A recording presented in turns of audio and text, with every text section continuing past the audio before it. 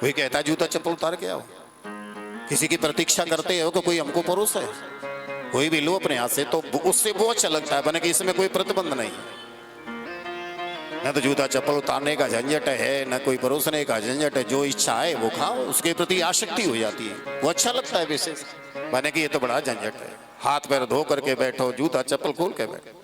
तो जीव की आज धर्म के प्रति आस्था कम है, सांसारिक वासनाओं के प्रति आसक्ति अधिक है। पर हम धर्म के मार्ग को ग्रहण कर लेंगे, धर्म के मार्ग पर चलते रहेंगे, तो अंत में हमें जो दिव्य फल मिलेगा वो क्या है? वो ध्रुव है, जो कि कभी समाप्त होने वाला नहीं। धर्म पारायण जब जीव हो जाता है तो उसको फिर उसको जो फल मिलता है वो कभी नष्ट नहीं होता, उसका वो सहायक बन जाता है, हमेशा हमेशा अखंड रहता है।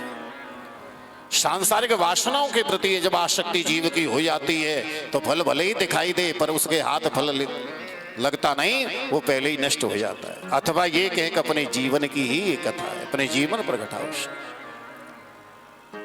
तो सुनीत के बेटा ध्रुव हुए और ध्रुव जी को विमाता के कटु वचनों को श्रवण करके तपस्या करने के लिए वन में प्रस्थान किया, जिनका प्रथम मार्ग में ही महापुरुष से भेंट हो गई। यह व्यक्ति धर्म के मार्ग पर परायण होता है, धर्म के मार्ग पर चलने का जब निश्चित कर लेता है तो फिर ऐसे जीव को महापुरुषों की कृपा प्राप्त हो जाती है। और जहां जीव को महापुरुषों की कृपा प्राप्त हो गई तो समझ लो फिर भगवत कृपा भी प्राप्त हो गई। यही तो ध्रुव चरित्र में है। तो नारद जी से भेंट हुई, नारद जी ने को देखते ही ध्रुव जी ने प्रणाम किया। नारद जी ने पूछा आपका नाम क्या है? मेरा नाम ध्रुव है। तुम्हारे माता पिता? मेरी मैया का नाम सुनीत है, पिताजी का नाम तानपाद है। कहाँ जा रहे हो? वन में। किस लिए? भजन करने। तुम्हारी अवस्था भजन करने की है, बालकों के साथ में खेलने कूदने की है। ध्रुव जी कहते नहीं नहीं, मेरी माँ ने मुझे बताया है कि भजन करने की कोई अवस्था नहीं है, बाल काल से ही भजन करना चाहिए। और भगवान बाल काल से जब भजन किया जाता है तो भजन करते करते इस जीवा को अभ्यास हो जाता है। रसरी आवत जात ही शिल पर पड़त निशान, फिर छोड़ने से भी नहीं छोड़ते। जब हम रटते अभ्यास कर लेते हैं तो जीव किसी को बोलना पड़ गया तो बोलेगी, बात पूरी हुई फिर से राधे राधे राधे राधे रटने लगेगी। ये अभ्यास हो जाता है। वृद्धावस्था में तो गुरुदेव भजन बनता ही नहीं, क्योंकि शरीर जर्जर हो जाता है। इसलिए प्रहलाद जी ने भी यही कहा है, कौमार आचरित प्राज्ञो, कौमार अवस्था से ही भजन करना चाहिए। नारद जी ने विचार किया कि ये बालक भगवान के दर्शन अवश्य करेगा, तो किसी महापुरुष की शरण में जाकर के किसी को गुरु बनाओ, क्योंकि बिना गुरु के कल्याण नहीं है। जीवन में गुरु अवश्य बनाना चाहिए।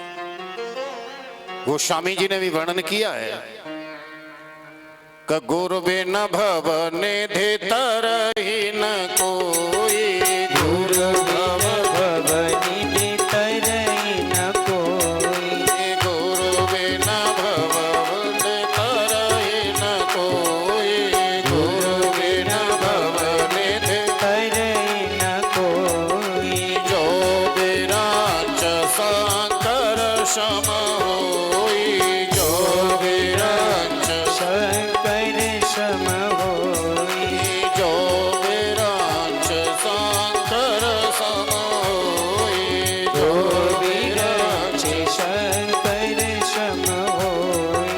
राधा वल्लभ श्री हरि वंश जय जय, राधा वल्लभ श्री हरि वंश जय जय, श्री वृंदावन श्री वन चंद जय जय, श्री वृंदावन श्री वन चंद।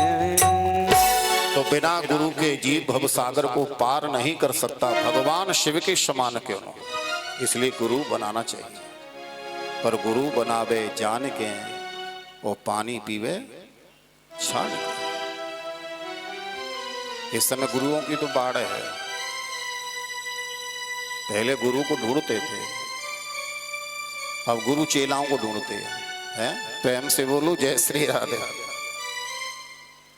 संतो संतोषी हो, विद्वान हो, ज्ञानी हो, भजनानंदी हो, कर्मनिष्ठ हो, उसको गुरु बनाना चाहिए। देवर्षि नारद ने इन्हें गुरु दीक्षा दी, द्वादशाक्षर मंत्र का उपदेश किया, इष्ट बताए, साधना बताई, तपोस्थली बताई और कहा कि यमुना के तट पर मधुवन में तुम्हारे भजन करने योग्य स्थान है। जहां ध्रुव जी ने आकर के यमुना रस रानी को प्रणाम किया। बोली यमुना रस रानी की जय हो। और मधुवन में लता के नीचे खड़े होकर के ध्रुव जी ने बड़ी कठोर आराधना तपस्या की। इन्होंने नेम बनाया कि हम 3 दिन तो कुछ खाएंगे पिएंगे नहीं। जीवन में नेम अवश्य बनाना चाहिए। 3 दिन तो कुछ खाते पी नहीं, उसके बाद कहते फिर खाते, फिर 3 दिन कुछ नहीं खाते। 1 महीना निकल गया। दूसरे मास में नेम बनाया 5 दिन तो कुछ नहीं खाना पीना। छठवें दिन जाकर के यमुना जलपान करते। अगले मास में ये भी छोड़ा, फिर वायु का पान किया। छठवें मास में सब कुछ त्याग करके प्राण वायु को रोका, निरंतर भजन किया। प्राण वायु को रोकते हुए जब इन्होंने चिंतन किया, भजन किया, तो देवताओं को ऐसा प्रतीत होने लगा कि अब हम प्राण शून्य हो जाएंगे, क्योंकि इन्हें श्वास लेने में कठिनाई होने लगी। भगवान की शरण में गए, प्रभु त्रायमाम हमारी रक्षा करो, श्वास लेने में बड़ी कठिनाई हो रही है। इसका कारण क्या है? भगवान बोले 5 वर्ष का बालक ध्रुव मृत्यु लोक में यमुना के तट पर मधुवन में एक पैर के बल से खड़े होकर के प्राण वायु को रोक करके निरंतर मेरा भजन कर रहा है, इसलिए तुम्हें श्वास लेने में कठिनाई हो रही है। देवता गुण बोले प्रभु अपने भक्तों को जाकर के दर्शन दो, नहीं तो सभी देवतागण प्राण शून्य हो जाएंगे। भगवान कहते हैं देवताओं में भक्त को दर्शन देने के लिए नहीं, मैं तो भक्त के दर्शन करने के लिए जाता हूं। ये भगवान की दयालुता है। भगवान कहते हैं मैं दर्शन देने के लिए, अरे मैं तो दर्शन करने के लिए जाता हूं। तो भगवान आप दर्शन देने जाते हो या दर्शन करने के लिए? आप तो शीघ्र पधारो। तब भगवान मधुवन में आकर के चतुर्भुज स्वरूप से प्रकट हुए और कहा पुत्र ब्रह्मरूही वरदान मांगो। बार बार कहा, मांगना तो दूर रहा, ध्रुव जी ने तो आंख खोल करके भी नहीं देखा। भगवान ने सोचा बड़ा विचित्र बालक है। जिस भक्त के समक्ष हम प्रकट होते और कहते हैं कि ब्रह्मरूही वरदान मांगो, तो वरदानों की झड़ी लगा देता है, और ये तो मुझे देख भी नहीं रहा। भगवान ने सोचा ओ ये भला मुझे क्यों देखने लगा, क्यों नेत्रों को खोलने लगा? क्योंकि इसने मेरी छवि अपने हृदय में बसा रखी है। आंतरिक से दर्शन हो रहे हैं, जैसे आंतरिक दर्शन हो रहे हैं तो बाह्य दर्शनों के लिए क्यों छटपटाएगा? हृदय में दर्शन हो रहे हैं, और जब तक इसके हृदय में से मेरी छवि अदृश्य नहीं होगी तब तक मुझे नहीं देखेगा।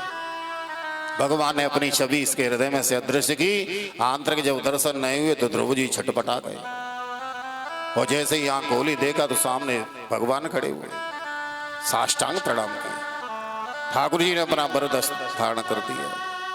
अब भगवान के इस चतुर्भुजी स्वरूप को देख करके ध्रुव जी के हृदय में प्रेम उमड़ पड़ा।